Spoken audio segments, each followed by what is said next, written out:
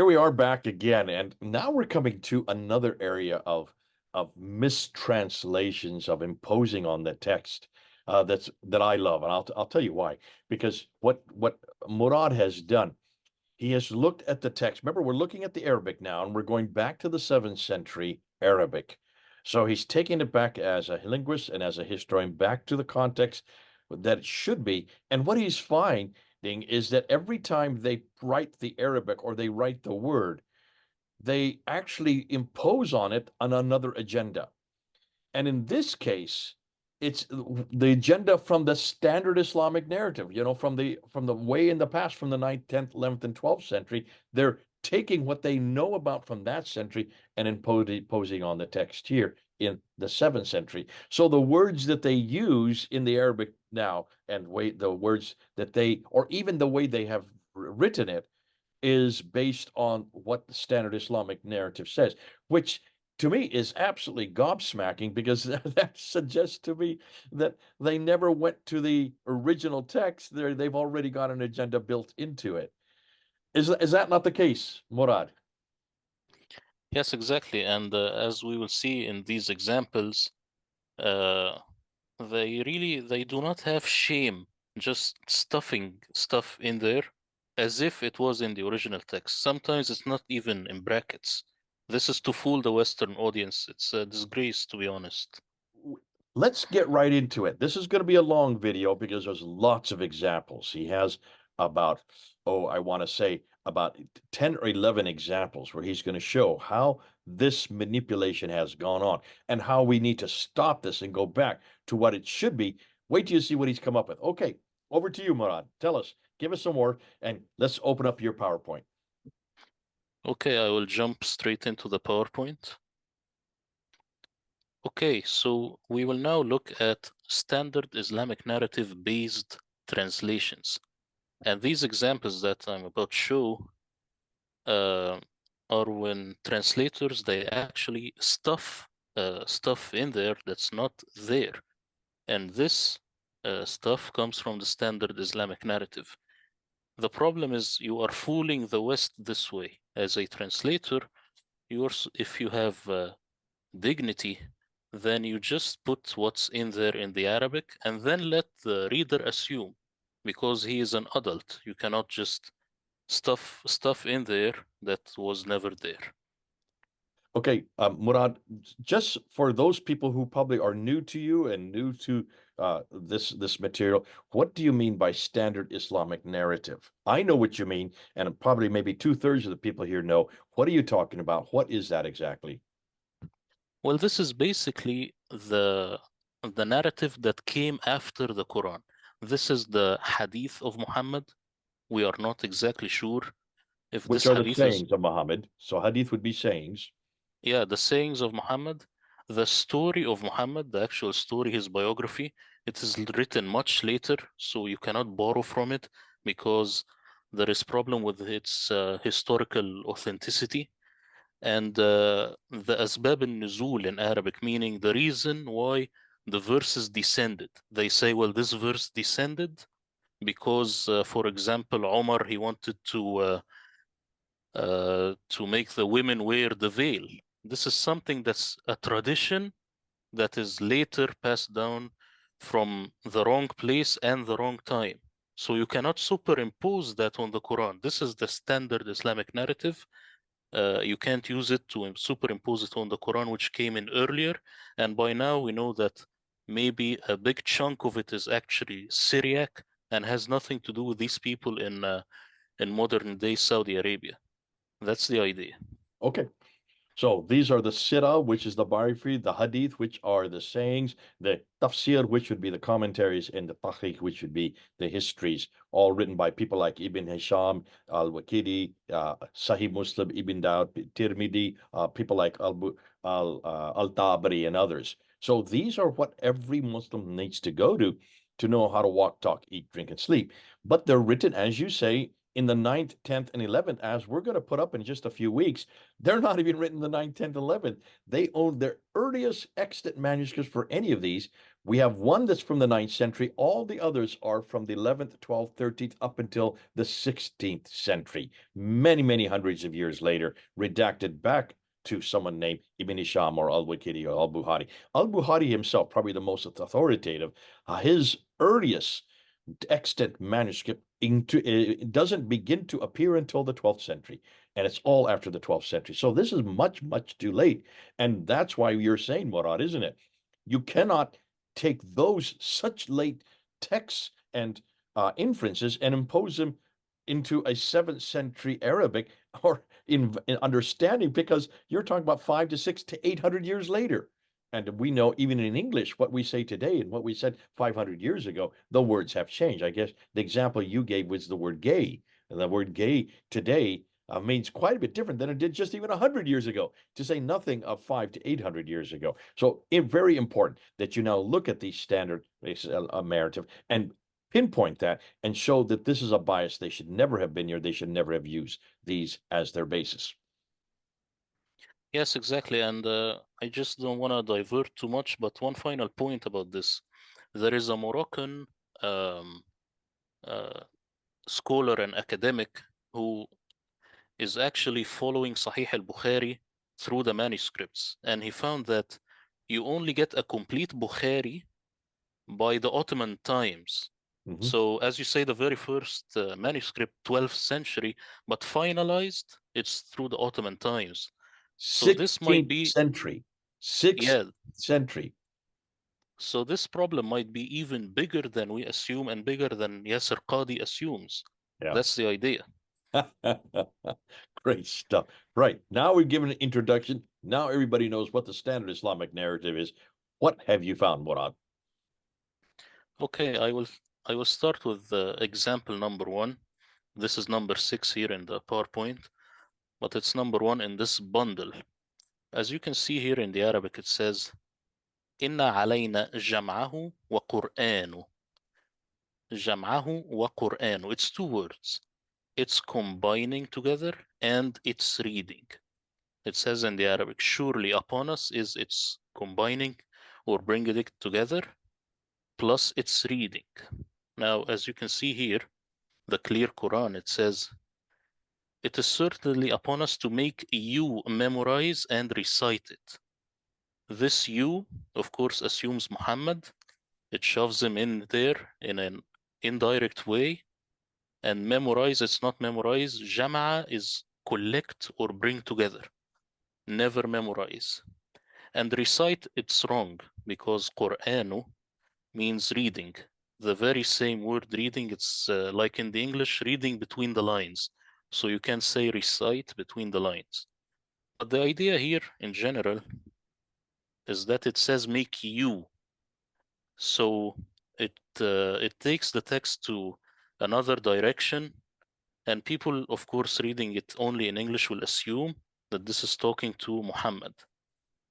Here in Saheeh International, it says, surely upon us is its collection, and then it says in your heart, of course, it will be Muhammad, and to make possible its recitation.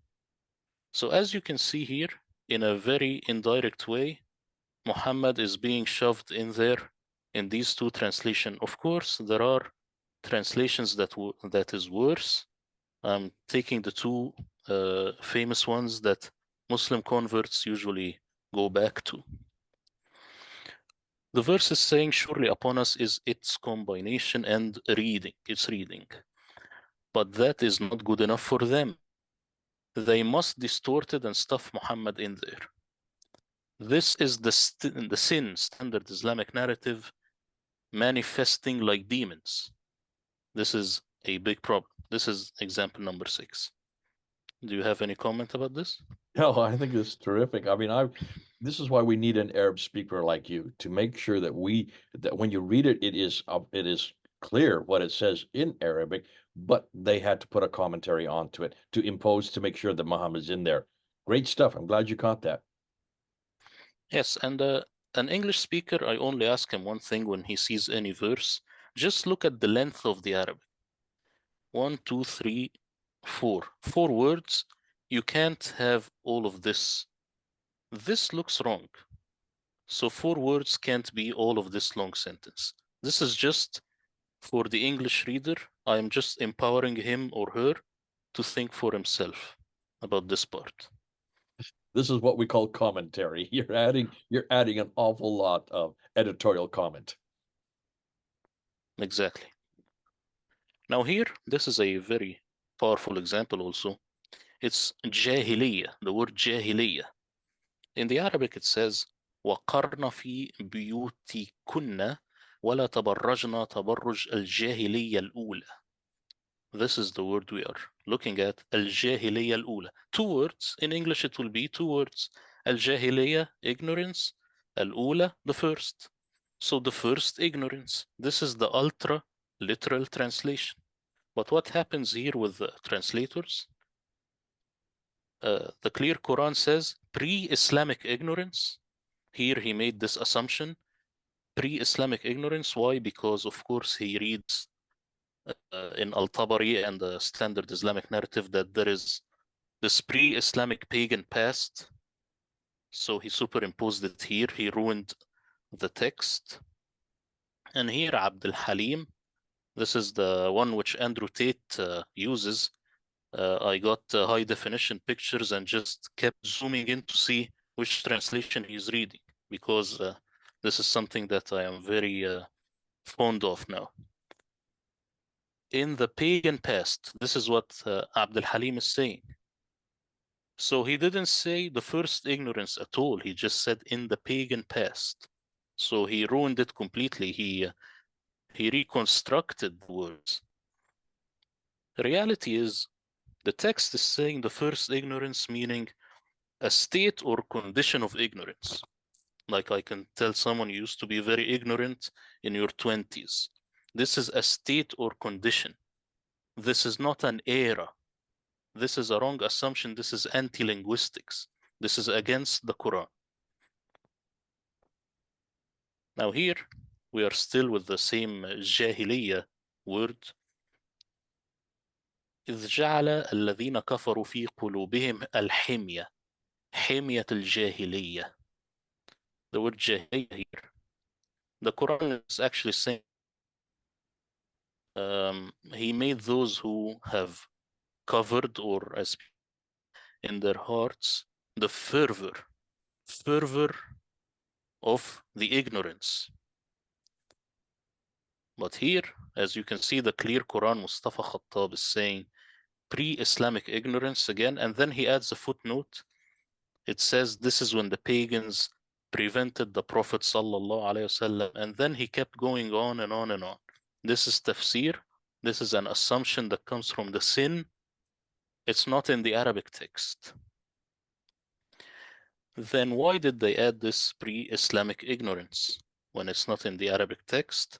Because they are blinded by the S.I.N, which asserts a pre-Islamic pagan past. So this is about Jahiliyyah, and I want to hear, of course, your comment about this. Oh, this is fascinating because this is all I've ever grown up with. I've never knew this, that this has to do with immature people and people who are, to begin with, who are ignorant. And I've always assumed Jahiliyyah was always pre-Islamic. There was always the pagan past. I had no idea that there's another way to read this. So this is the first time I'm hearing this. Yeah, and the way I'm reading it is actually the more primitive way, the easier way. What they are doing is mental gymnastics. It's just saying al-jahiliyyah, meaning the ignorance, the first state or condition of ignorance. Could It's this talking about be immaturity, is what you're saying then. This is talking about immaturity. Am I correct? in a way, yes, it could be pre-Islamic, but pre-Islamic condition of ignorance. It's not an era. They make you think that this is a certain era, like we say the medieval times or something. This is the fraud. This is the problem. But it's just in the context of being ignorant. That's the idea. It's easier than they think. They make it more difficult.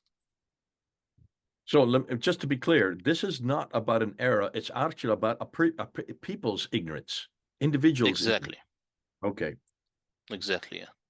Stop and think. Have you not, when you're discussing with Muslims, they always keep saying that this is really an attack against Christians and Jews then we are part of the ignorance because we have corrupted our scriptures, so that these verses are warning them, when in reality this has nothing to do with the eras or that which came before, the Christians and Jews that predated Islam. It's about everybody's condition, including those who were in Islam at that time. Exactly. Exactly. Fascinating, because I've always heard this from Muslims. We are the problem. We corrupted it.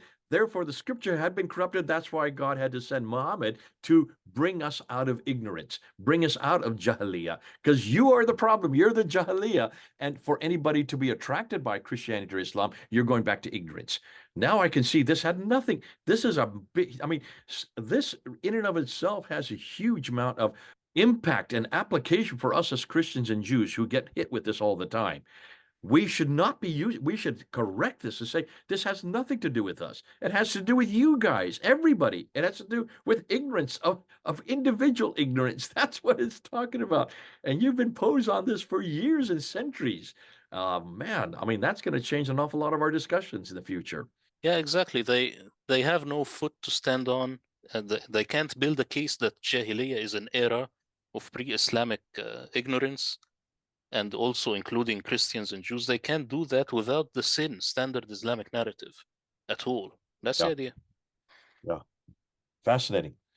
So now we will move to another example, and this is an example of shoving Mecca in there. As you can see here in the Arabic text, is saying وهذا كتاب أنزلناه مباركا مصدق الذي بين يديه ولتنذر القرى. The word in Arabic is القرى. Two words, mother of settlements.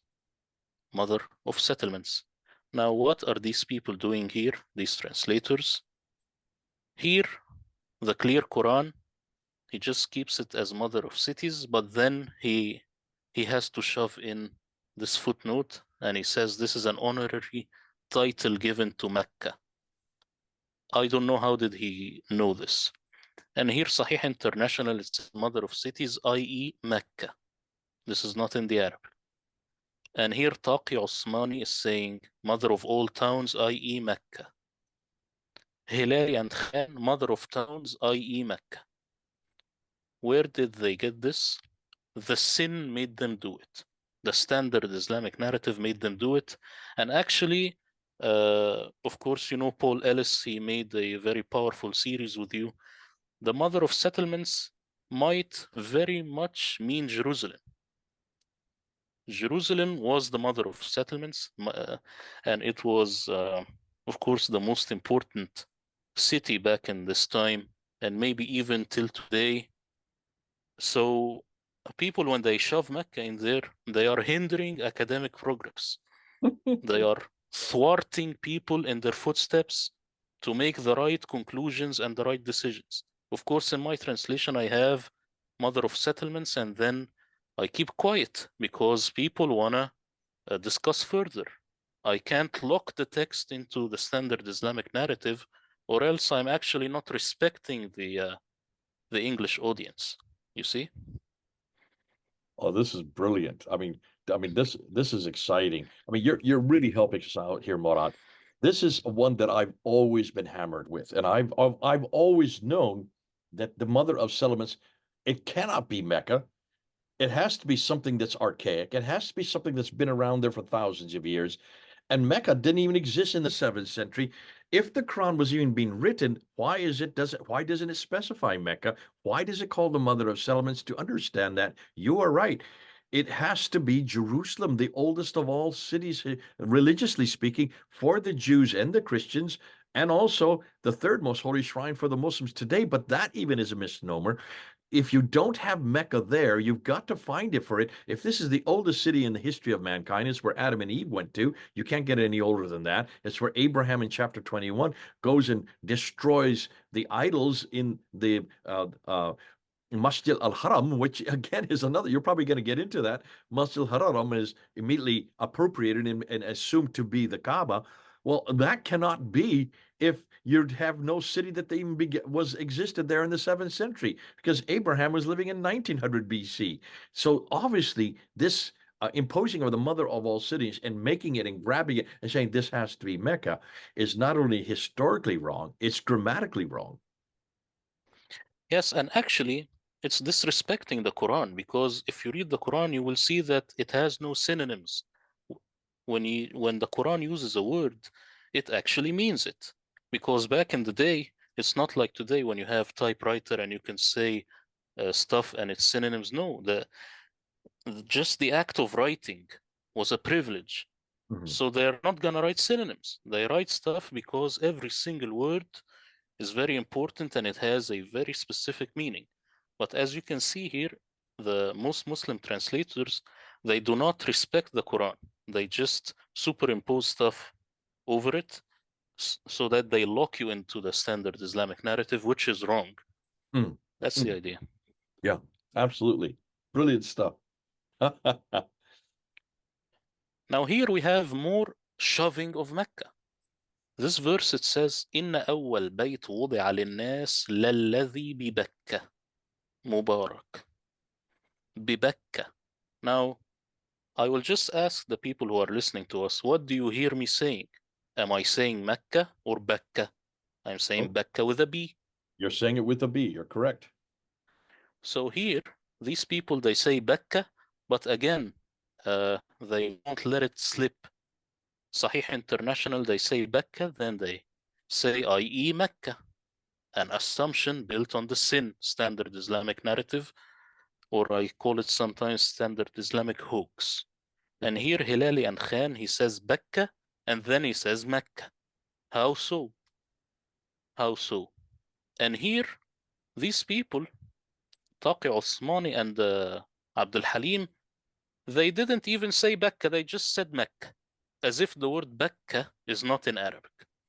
But this word also, it might mean Becca, Valley of Becca, and now again we are close to Jerusalem. So you see how they thwart and hinder academic progress by locking it into Mecca when it's actually a mistake. Becca has nothing to do with Mecca.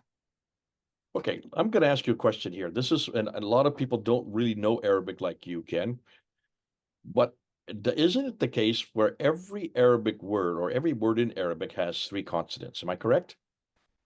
Yes, most of them, yes. At the root. It So it what are the boils three? down to the root at three consonants, So yes. what is the root for Becca here? What are the three consonants that you would claim here? Well, this is a proper name. This doesn't have these three consonants because this is a borrowed name. This is as I say the name J. Smith in Arabic. I will have to write it in a way that captures all the uh, like how you hear it. So Becca, it might be a Hebrew word meaning Becca. Okay, It has would no it though even in root. Arabic because you have a shadda, so you have a doubled ka and you have a b. Wouldn't it be ba kaka? I don't think so. It would be Becca, just the way it's written, Okay, and what are the not three everything consonants in that. Mecca? No, Mecca also doesn't have a root. This is the problem. These are just names. So when you borrow names, you just have to write them in a way so that they sound right. But in Arabic, if I say what's the past for Becca so that I get a root, I will not find anything. But it's only close to buka, meaning weeping. Becca, if we will say Becca in Arabic, it means he was weeping. So Okay, again, you are close to value of weeping. here's another. I'm going to do two more things, two more questions. One is, and this is what Muslims have thrown back at me, when you look at Becca, the B, the dot there would not have existed anyways in the 7th century because there were no dots that early. So when it was written in its original text, it would have just been a smiley face. Why could that not have been a meme that they made into a B? Well, this has multiple problems. First off, they're saying that the Quran is not very much preserved, and the B got into meme and the meme into B. This is a big problem. Second is if you go to Islamic Awareness website, they will be very proud to show very early inscriptions with dots there. So these people here, they say the dots are early, and then here they say there were no dots. Even if you have just this smiley face here, how would this be changed into meme? Mimi will have to make a stroke like this. This is a jump. This is not really. And actually, just looking here at the what the text is saying, إن أول بيت وضع للناس. The first house, not house, بيت better be home, would be the one situated for the people at Becca. This is what it's saying. If they don't like this, then they don't like the Hafs Quran, and then let's go back and study the manuscripts. I have no problem. Okay, I want you to look and show right after Becca what's the word that follows it and what's the first letter there. This is Mubarak, meme. There's the meme, right? Yeah. You need to have that letter. You notice, people, it's a circle. Whereas ba, the B, even if you didn't have the dots, it's not a circle. Okay? So even there destroys that notion that this could have been Mecca. Because if they'd wanted to, they had the meme right there, right next to it, that they could have used there. If they didn't, it's a smiley face, regardless of where you put a dot above and below. And I don't agree with the Islamic Awareness website. If you look at the earliest manuscripts, those dots are not there, not in the 7th century. Even in the 8th century, on the earliest manuscripts, the earliest that you see it is on the Topkapi manuscript, which is not early 8th century. It's now been dated to the late 8th century. So those dots, and notice they're in a different color, that means they've been added at a later date. But they're not all the way through. It's piecemeal, and there's no standardization on those dottings.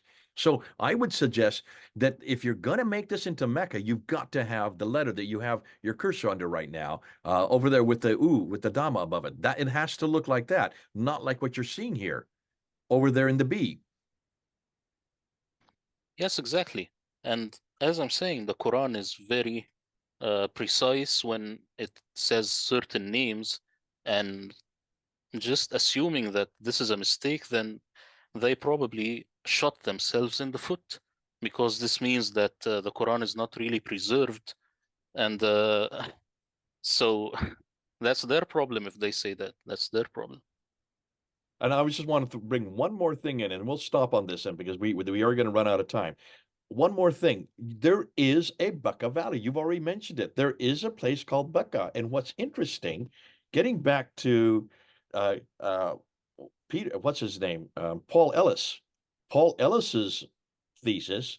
If this is all referring to Jerusalem, look and see where when the pilgrims came to Jerusalem, where was the place they stopped at before they went into Jerusalem? They always stopped in Becca to do their last ablutions, to freshen up before they went into Jerusalem itself. Obviously, this must be that it's referring to, and not the Mecca that no one has, that didn't even exist when the pilgrims were coming to Jerusalem. So there is a Becca that does support this. Yeah, and you intimated that earlier, but that all the more suggests that this is a Jewish tradition. This is not a Islamic tradition. Yeah, and also we have some level of confidence that probably the very first Muslims, or if as we will look at the manuscripts, they call them the Ishmaelites or the Hagarenes. They went to Jerusalem, and the Quran knows the topography of Jerusalem well, and it also mentions Jahannam, which is Valley of Hinnom. Of course, Paul Ellis made a much stronger case than I am, and he looked at all the references. So I have no problem at all with this Becca being Valley of Weeping or Valley of Becca. The most problem I have is with these translators Yeah, who yeah. shove Mecca in there. That's the biggest problem. If they just leave it as Becca, then they are all good. Okay, can you know, and let me tell you, and you can answer this, why is it they have to have Mecca here? What's the problem? Well, to be honest, this is something that I didn't really go very much into, but I think it will be a problem for the standard Islamic narrative if they don't have this as Mecca. They have to make it the oldest city in Saudi Arabia. Absolute. It has to be there because it is where Adam and Eve were sent to. There's nothing earlier. It has to be there because it's where Abraham lived and rebuilt the Kaaba. It has to be there because that's where Muhammad was born and grew up and spent the first 50 of his 60 years. So it has to be there. And there's only one other reference where Mecca is in the Quran, and that's in chapter 48, verse 24. So you can see they absolutely got to have Mecca. So they're pushing it and they're imposing it in the one place they shouldn't because it's grammatically incorrect, it's theologically incorrect, and it's linguistically incorrect. Yeah, so what I'm looking at is the linguistics and how the word sounds. Just the English speaker, when he hears Becca, then I have, when I romanize it into English, I have to put Becca and just keep quiet and let the academics do the work and look further into it. Despite the text saying Becca, a lot of translators just have Mecca in there because they are blinded by the sin. And of course, as you noted out, that it has to be there so that it will be the oldest place on earth. This hinders academic progress as it gives the false impression that we know for certainty that Becca is Mecca, and this is not true. We do not know if Becca is Mecca, and most probably they're not the same. Listen, this has been great. We'll end this segment there because we're going to go over time, but we're just on number 8 out of 70. So you can see we have a long way to go. But folks, can you see why this is important? In almost every case, have you noticed what Murad is finding here is that this imposition, these are real theological problems. These are historical problems for the Muslims. You've got to get Muhammad in there. So you impose him there in chapter 75, verse 17. You've got to try to shut down the Christians and Jews and those who've come before. And you've got to say why Islam is important because it corrects what has come before. So you take the word Jahiliyyah and you say these are the ignorance of the people that came before without saying no. This is the ignorance of Muslims themselves or of anybody, individuals who have a period of ignorance before they know who God is. And then they've got to find Mecca. They can't find Mecca because it's only there one time in the entire Quran. And so they take a verse that looks like, from what Murad's finding, has more to do with Jerusalem and the valley outside of Jerusalem. It has to do with much further north, 1,000 miles further north, and they have to impose the word Mecca when it is not. You can't do that linguistically, and you can't do that orthographically. In both cases, theologically speaking and historically, you've got problems here. So this imposition, we're going to see more of them. But Murad, thank you so much. These are 3 great examples. You've got many more to go. This is Jay in Murad then. Over and out.